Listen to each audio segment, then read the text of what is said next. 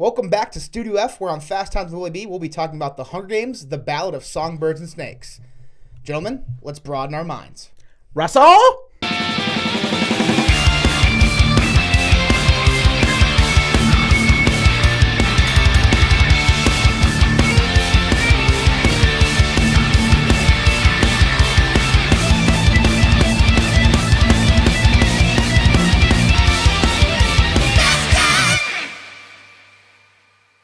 Welcome back to Fast Times with Willy B. I'm Willy B, and I got Kory back for The Hunger Games, the newest installment. How we feeling today, Kory? Feeling good. Am I the first returning guest? You are. That was a lie also. I'm very tired. Yeah. Feeling great. I'm glad to be here in Studio F, surrounded by all these fans. For sure. So today we'll be reviewing The Hunger Games, the Ballad of Songbirds and Snakes. Quite the title there.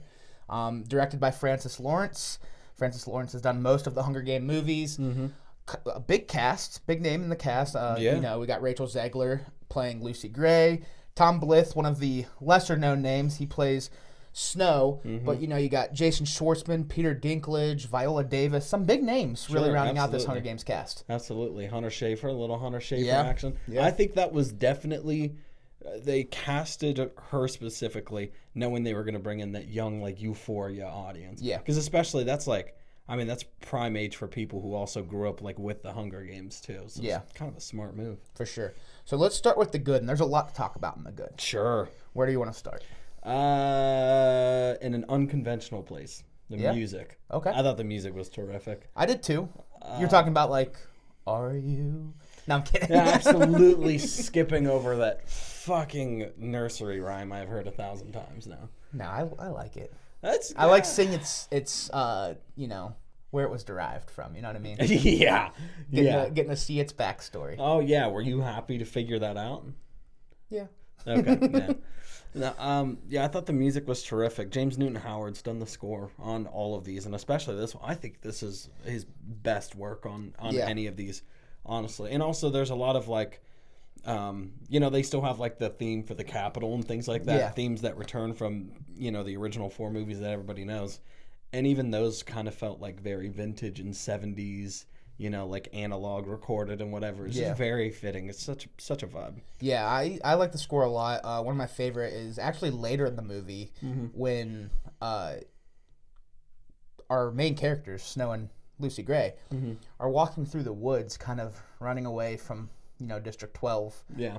And just right there, it felt powerful. Yeah. The score was powerful, and all they're doing is walking through the woods. Yeah. It's not like they're being chased through the woods, but I'm just like, you almost shed a tear, and they're just walking through the woods. And, you know, like, they're trying to become free. Like, yes, there's you know, stuff behind it, but I was like, that's how you use music to set the tone right there. The music in this definitely felt like it added a layer of, like, you know, cinematic touch. Like emotion, almost. Exactly. Like, it looked great. You know, obviously, I think the vintage aesthetic, I think it's awesome. It might have been my favorite look of the Hunger Games. Oh, it's easily my favorite look of the Hunger Games. I will take this all day, much over, like, you know, the modern day, like, poverty side of things with your, like, I don't even know, like, Prometheus Tron-looking peacekeepers or whatever. You know, seems like they come straight out of Mirror's Edge or something. I like just keeping with the old aesthetic, the font of the Hunger Games. Yes, I did too. I was like, it's like looking out of a 70s diner. Every time it popped up on a TV, I'm like, God, look how bubbly and like curvy that shit is. Yeah, it literally looked like it would say like Joe's Diner when you're pulling up to a drive-in diner in the 70s. It almost looked like, I don't know. It looked like, just, I don't know. It's crazy. But it was really cool how they, you know, threw it back 60 years. Yeah, absolutely. And sometimes, you know, when you go the prequel route, you're like, oh no, is it going to be good? Is it going to be bad? I think we can both safely say that this went very well for us, at least. Insanely well. This might be, I mean, I'd really have to think about this going off the cuff, and especially whenever you're recording, it kind of makes it hard to think properly. Yeah. But this might be like one of my favorite prequel to anything. Okay. Prequels are pretty hard to nail. I think this is It's definitely up there for me. Oh my God. Yeah, they absolutely bodied it. Yeah. Did a great job. Let's go to the acting. I thought the acting was great. Terrific. Obviously, we talked about, you know, big names. You know what you're going to get when you get some of those names in there. Some of them award nominees, some of them award winners. I really like Jason Schwartzman playing. So did Lucretius. I like him better, and I love Lucky. I love me some Stanley Tucci, but Yeah. I want a sequel just so I can see what Jason Schwartzman is up to. Yeah. I mean, even the way he's written in that movie, he's so caricature-y. Yeah. He looks like he popped straight out of like an advertisement for like a 70s toaster. You know, where they had all that weird gimmicky crap back in the day for ads and whatever. He just like, you know, he almost reminded me of, especially with that magic trick stuff, what's Jimmy Woo from the Ant-Man series. Yeah. So it was cool, obviously, getting to see the Flickerman bloodline. Nobody would even think of, seeing that, but seeing that their family's been the face of the Hunger Games this entire time is kind of cool. But I think the part that I loved most about it is, he's a frequent actor in Wes Anderson movies, and it just felt like he was pulled straight from a Wes Anderson movie. Yes, it did. Like they took clips from a Wes Anderson movie, cut out the background, and threw him into the Hunger Games. That's what it felt like. It doesn't hurt that they're doing all this vintage, like 70s aesthetic and stuff, and it feels like a lot of that is derived from him. Yeah. It wild.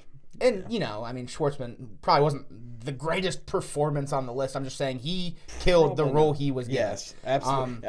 And especially that's a role that, like, you can just read your lines and, go off for the rest of the day and take your money. But he did something with it. He looks like he had fun with it, too. Oh, absolutely. But going to the bigger names, I thought this was a great movie, a great performance from Tom Blyth. Like I said, he was one of the lesser known people coming into this film. I looked in his discography because I was like, who is what has he been in? Really, the only thing I noticed was that Russell Crowe Robin Hood movie. Yeah. That's the only movie I recognize, and there's only like 6 movies in there. And I thought he killed it as they cast it Snow perfectly. Yeah. He absolutely encapsulated a young Snow. I mean, he did so well that, this movie starts with Snow's this kid whose family was killed before the Hunger Games started. Yeah. And now he still lives in the capital, but he struggles with his grandma and his cousin Tigress. Mm-hmm. And he did such a great job at making you, feel bad for him. You're like, okay, Snow's a good guy. And he is. He is when it starts the movie. He is. He definitely got corrupt by Dr. Gall, Viola Davis's character. It's very interesting, and she killed it too, by the way. But yes. It's really interesting how whenever I watch the movie, I was making sure that in my mind I was staying consciously clear and thinking straight about Snow, just being like, don't fall for this shit, man. You know who he is and whatever. And it was interesting because he would be so compelling, and he would just do the slightest slippery, slick thing to do, and I'm like, ooh, those bad seeds are already in you. They're already planted in there. It's just it really seemed like he needed the proper motivation for somebody to bring that out. And God, Viola Davis was that person. Yeah, she was. And Dinklage, too. Dinklage also pushed him in the wrong direction unintentionally. And, Dinklage always shitting on his family probably didn't help. No. Snow is falling and stuff like that. Mm-hmm. I loved a lot of the lines in this movie. The dialogue was great. The turn of the page for Snow for me was when he is sent back to save one of his classmates, Plinth, and he ends up having to kill one of the tributes. Mm-hmm.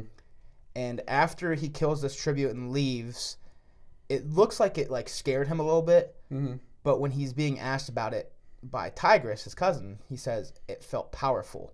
That's when I was like, now we have Snow. Yeah, absolutely. Now we have Snow. Definitely whenever he had to beat that kid to death, that first hit, you're like, okay, he's just trying to get away, trying to save his buddy or whatever. But whenever he goes to go in for that second hit, you're like, yeah, you're still Snow, aren't you? Yeah. Yeah, I loved seeing the subtlety in that performance. Because especially, later on in the movie, whenever he goes in the cabin with Rachel Zegler, and they're both already, really sketched out by each other. They don't trust each other, which, by the way, that was the main thing I have to say about those two. Probably could have worked if they had just trusted each other and been trustworthy, which neither of them were. No. But whenever he's, sitting there and he's looking at the guns and whatever, even before Rachel Zegler starts speaking and telling us how to feel about it and being like, all you had to do was kill me and, sink those guns and no one would ever know or whatever. Yeah. Before she even says anything, you can see in his eyes, he's already thinking about it. He's been thinking about it. The performance is phenomenal. Great face acting. Amazing. The way he portrays emotion was fantastic. I can't wait to see him in something else. Yeah. Because he's going to get roles off the back of this. Yeah. He freaking killed it. Yeah.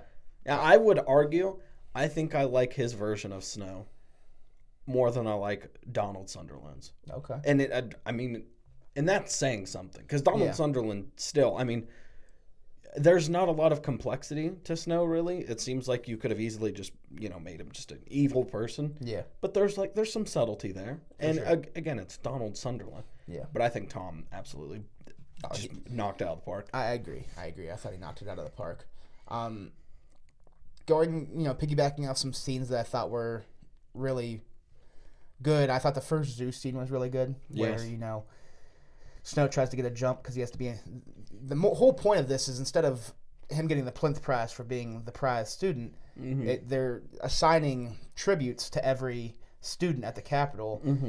And if your tribute wins, you win the Plinth Prize. Yeah. They say that's not true, but it's at the end of the day, true.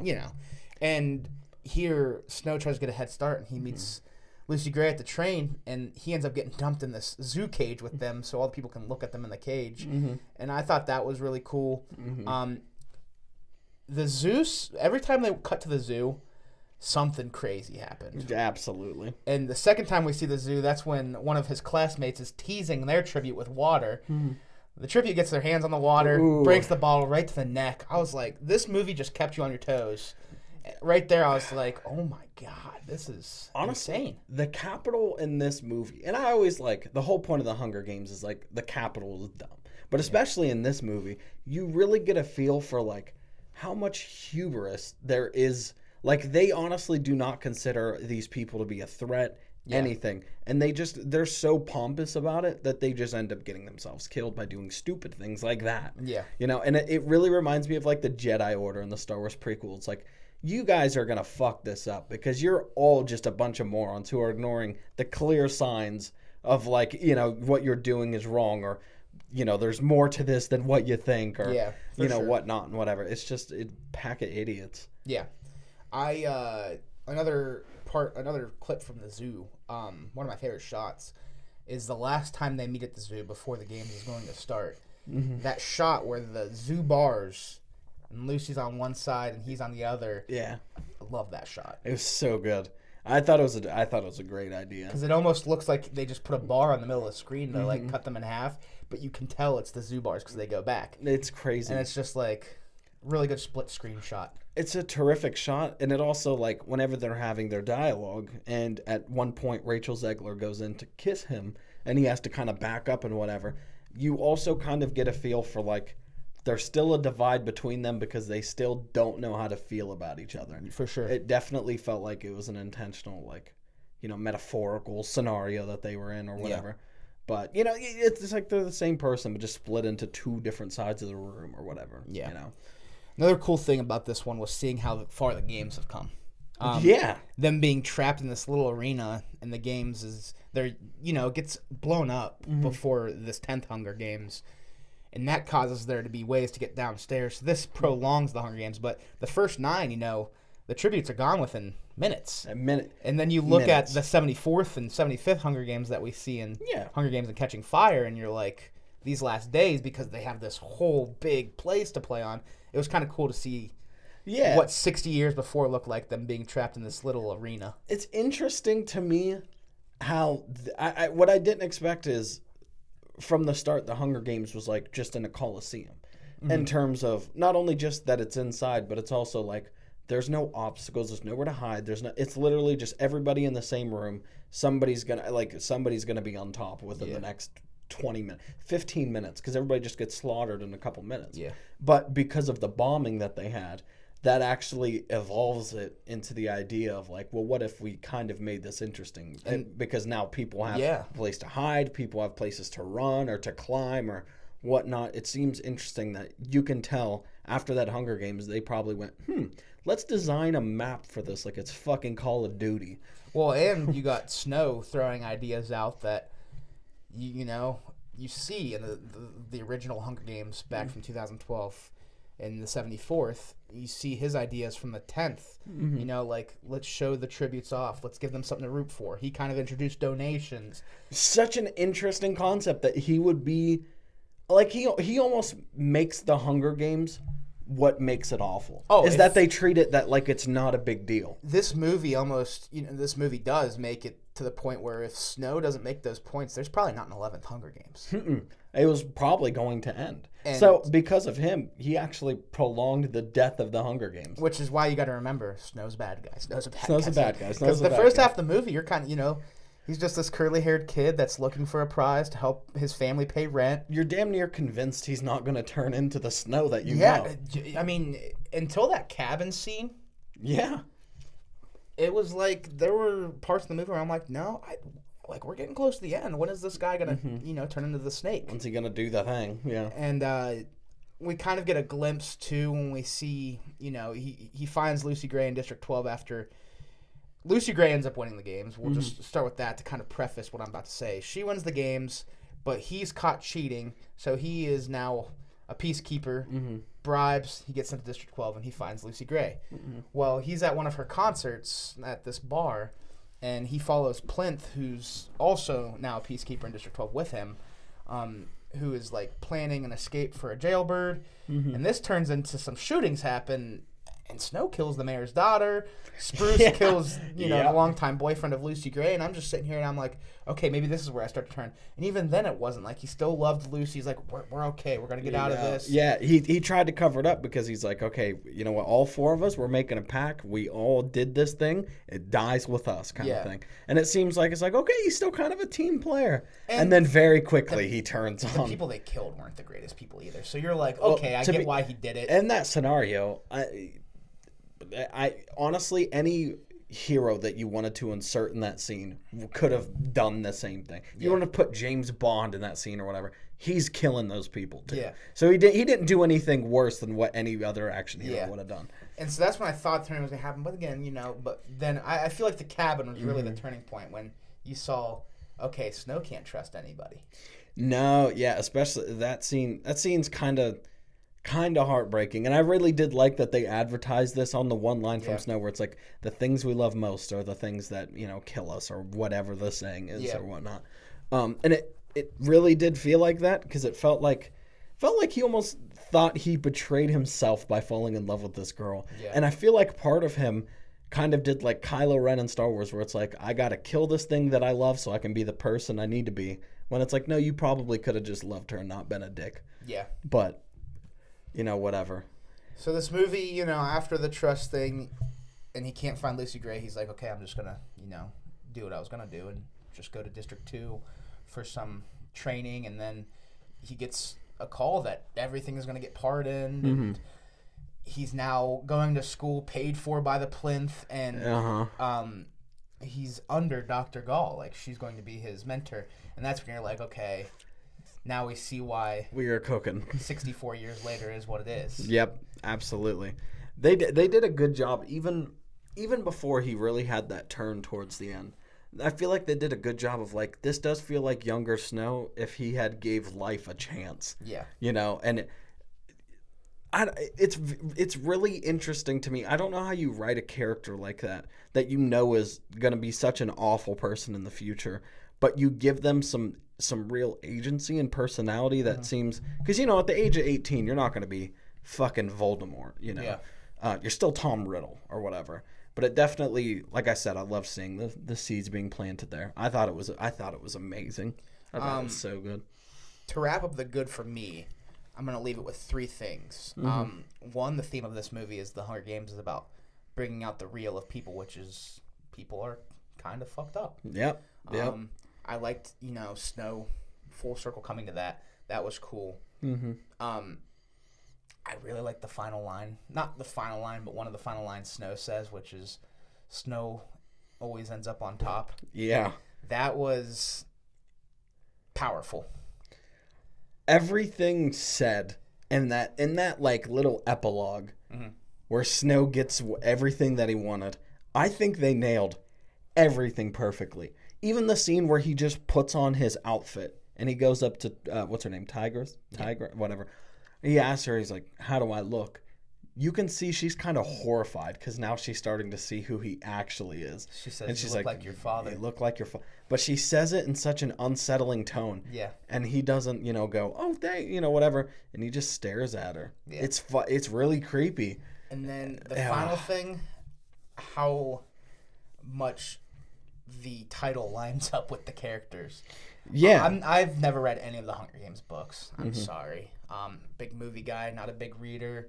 I read some things, but I'd rather watch the movie. I'm not a reader, but funnily enough, The Mockingjay is one book that I actually did read. Yes. So I didn't know, when this title came out, I was like, man, that's a mouthful. But kind of seeing how Lucy Gray is the songbird, she sings, beautiful voice, and the use of songbirds throughout the entire movie as kind of like the liaison between the capital and the districts. Mm-hmm. And then snakes. The snakes ended the games, and Snow becomes one.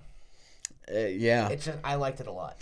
There's a lot of good imagery. And I even said this to you before we started recording, but I didn't expect such literal representation of that. Because I didn't think, I figured it would just be, she sings and they call her it's kind of like the Mockingjay thing. They just assimilate her with a songbird or whatever. And then with him, it's just, he's a snake because he lies or whatever. Mm-hmm. I didn't expect to see so many actual fucking singing birds and goddamn snakes throughout this entire movie. There's a lot. There's a lot of that, especially snakes. There's a lot of snakes in that movie. Yeah. So, anything else for the good for you? Yeah, I actually want to shout out. I mean, it goes without saying, but Peter Dinklage is amazing. Yeah. He's always been one of my favorites. I mean, even since Elf when I was a kid, I loved him in that movie. Yeah, right? But especially after watching Game of Thrones, I'm like, this might be one of the most underrated actors that we have today. And then especially after watching this, that might be my favorite performance from Dinklage. Yeah. It's really tough between that and Game of Thrones. Yeah. Really tough. But I would say it's definitely up there. So I wanted to give a shout out there. And then also the guy that plays Plinth. I also thought he was terrific. I thought he was a great supporting character. Mm-hmm. I mean, that scene in the trailer, not to mention, this is something that I want to bring up because I want to be honest. I was not excited for this movie at all. Whenever they announced that they were making it, I was like, I hope it sucks because why the fuck are you resurrecting this dead franchise that I never even cared about that much? I've seen all of them. I saw them in the correct order and everything. I just never really cared. I just did it because that's what everybody else was doing, so I just went. But they knocked this out of the park so hard that in the trailers, the trailer started to bring me around a lot. Mm-hmm. But especially that part in the trailer where Plinth throws the chair and screams and is like, "You're all monsters," or whatever. I thought he was going to be one of the tributes, and that was during the TV host thing, where they go up and talk about whatever, their personality and all that, whatever. I didn't expect the context to be him actually giving a shit about the tributes when he's from the Capitol. Yeah, just so good. I thought he was great. Yeah, I did too. There's no complaints from me as far as performances go. No, not a single. I thought every role was killed. Yeah, I agree. I don't have a lot of negative stuff to say about this movie at all. I'm going to struggle. Yeah. But we'll see. Let's head over to the bad. And I even said before we were recording, I don't know if I should even call it the bad, more of the unsures here, things that you were they weren't bad, but they weren't good. Mm-hmm. For me, sometimes the pacing was a little off. Mm-hmm. Not enough to kill the movie. Mm-hmm. I feel like most of this movie was still needed where it was at. Mm-hmm. It was just some scenes were okay, we're drawing this one on a little longer than it needs to be. Yep. Other than that, and that's a complaint that I don't have. I never found any I enjoyed it all the way through. Never really felt a lot of pain. There was one scene, I don't remember which scene it was, but it was a scene between Tom and Hunter Schafer. Mm-hmm. I don't remember what was happening, but it was a dialogue scene where they didn't really say much that was important. That was the only time I was like, I could go without this scene. Yeah. But beyond that, I understand the complaints people have had about pacing. Because honestly, having a Hunger Games prequel where the Hunger Games scene is not the climax is a very interesting approach to this. Yeah. Because it does feel like you're so used to, this is the biggest part of the movie. They're out there killing each other, whatever. Yeah. That is halfway through the movie by the time that shit is done. Yeah. And you still have, it's like Oppenheimer, you know, after Trinity happens, there's still a good chunk left. Yeah. So I think that led to some you know, disorientation. Sorry, I fucked that up. So that I understand. I didn't have that personal problem, but I could totally see how that would mess with somebody. I expected that. That's the only reason it probably didn't even bother me. Yeah, that's the only major thing. Like, you know, pacing's a big deal, and it didn't. It wasn't, like I said, it wasn't horrible. It was just there were some moments for me that dragged on a little bit. Yeah. Other than that, it's nitpicky things. Yeah. Like, you know, I thought the first reaping was a little cheesy when Lucy Gray gets picked. Obviously, you're introduced to her voice, and it creates the story. But like the snake in the bag, I was like, okay, this is a little cheesy. Yeah. Yep. And other things like that. You know, how the games ended with the snakes, and kind of feels like a bullshit ending. You're like, well, how's that fair? If he hadn't put that thing in the snake pit, that's horseshit. I liked that. The part that was cheesy for me is somebody went, "It's her singing. It's calming the snakes down." Oh, I know. I was like, okay. I literally sat there and I was kind of annoyed because I was like, it's very obvious. I mean, to everybody else, they don't know that the snakes can smell your scent and then be okay with you or whatever. Yeah. But Viola Davis should immediately been like, that fucking guy did that thing. Yeah. What a dick. Yeah. They didn't need to recover that. Very obviously, that's why she's not getting bitten. The reason she didn't say anything, in my opinion, is I think that she really has liked Snow the entire movie. Oh, I think she knew, and I think she actually wanted him to do that. I think she intended for him to do something to try to help her. I think if it were up to her, he wouldn't have been in trouble for cheating. I think the last act of the movie would have just been alleviated, and he would have been her, you know, star pupil from the get-go, like from the rip. Absolutely. She's running the show from the shadows. Honestly. Now, obviously, the third act is good. And I thought the ending was a little, again, nitpicky thing. I thought it was a little rushed, but agree. It was so powerful that I was okay with it. Yep. The lines were so, you know, they were so heavy.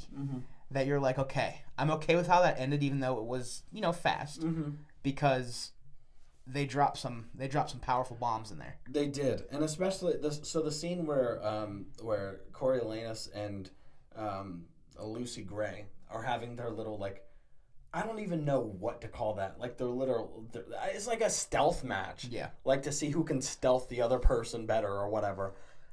That scene I liked.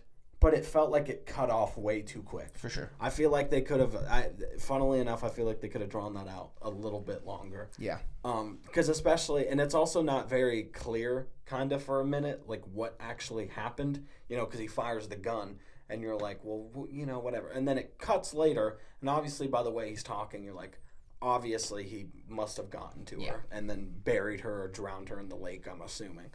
So... But it did feel like kind of abrupt. I agree. Yeah.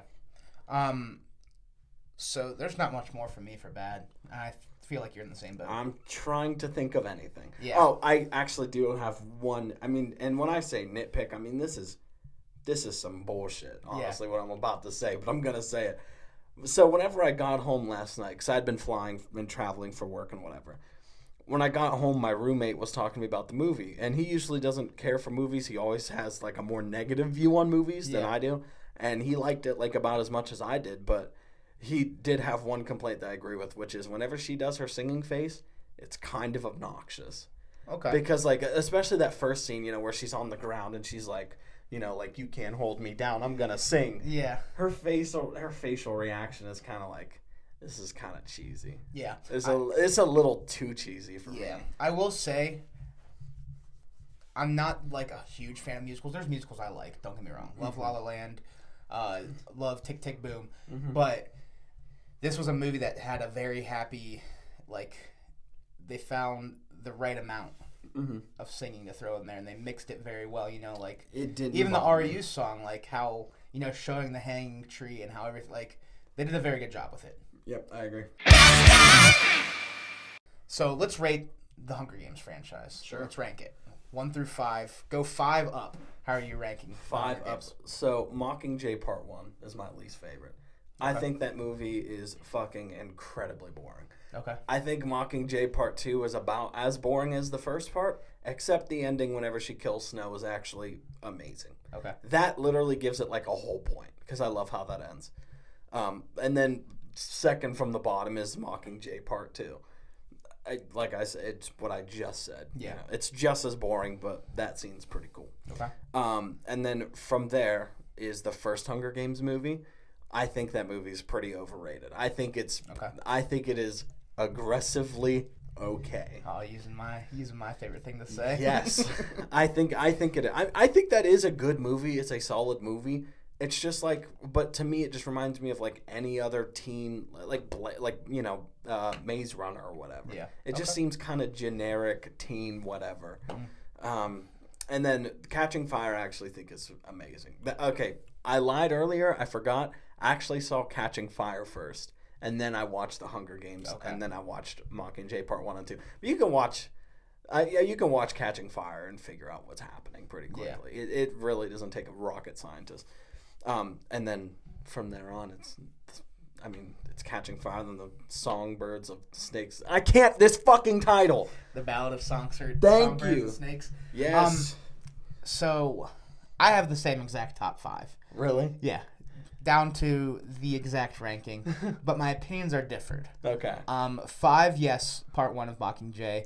I do think it's boring at some parts too, but I enjoyed it enough. Like I'm at a 6 for it.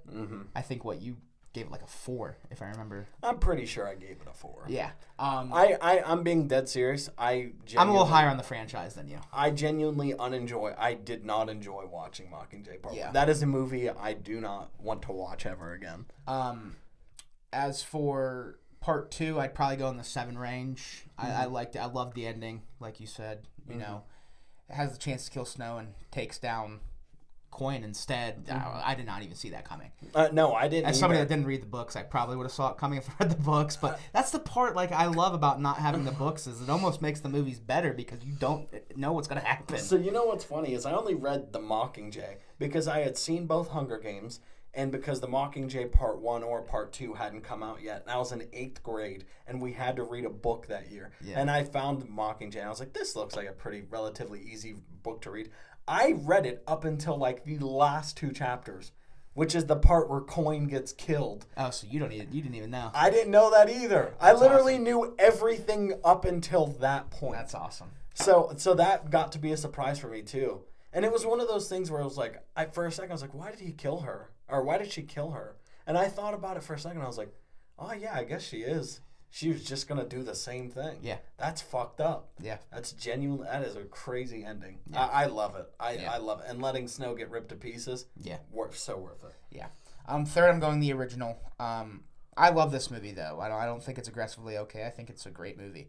I'd probably go in the 8 range on that one. So I do love the first Hunger Games.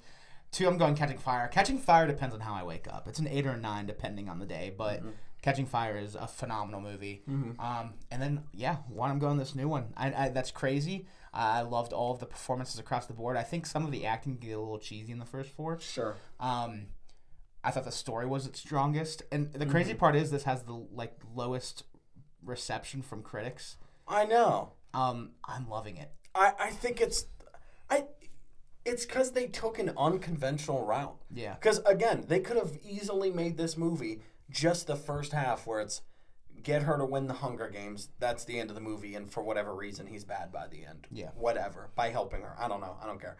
They could have easily done that, but they didn't. The Hunger Games is a secondary thought in this. And I don't think it still got all the love, care, and attention it deserved. Yeah. But I don't think it's recency bias either. I know that's a thing. For me, despite the pacing, I think this and Catching Fire are the only 2 that have a high replay value. I agree. And I love the first Hunger Games, but I think the replay value is higher on Catching Fire and this movie. The Hunger Games, whenever I watched it for the first time, I gave it an 8. Yeah. And then I rewatched it again because my friends wanted to watch it or something, and I dropped it to a 7 because of that. So I think that rewatch, I'm not kidding, I think that rewatch has hurt me ever since. Yeah. I think that's why. So let's go final ratings for the Ballads of Songbirds and Snakes. Where are you landing out of 10 on Very solid 9. Very solid 9? Very solid 9. Again, subtle things, if they had been changed, this could have been a 10.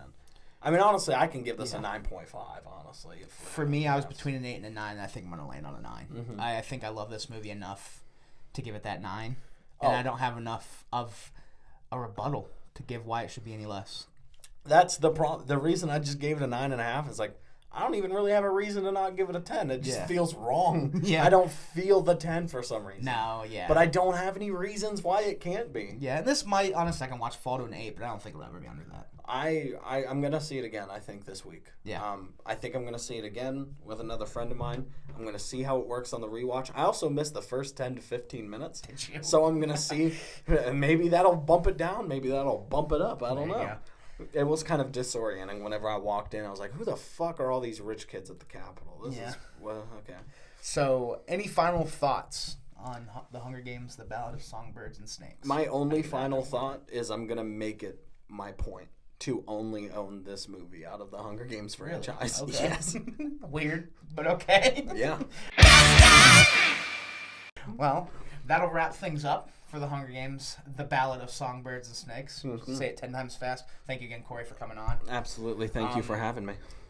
If you've seen the movie, let us know what you think in the comments below. If you haven't seen the movie, I think we can both say, give it a shot. It's worth it. It's absolutely worth it. If you can watch those other Hunger Games movies and have a good time for some reason, then you watch this. You really hate those movies. You'll have a fun time with this one. It is a fun time. But don't like it. If you like what you're seeing, please hit the subscribe button, comment, like I said, if you've seen it. If you haven't seen it, let us know your rankings of the entire franchise. Let us know your thoughts on it.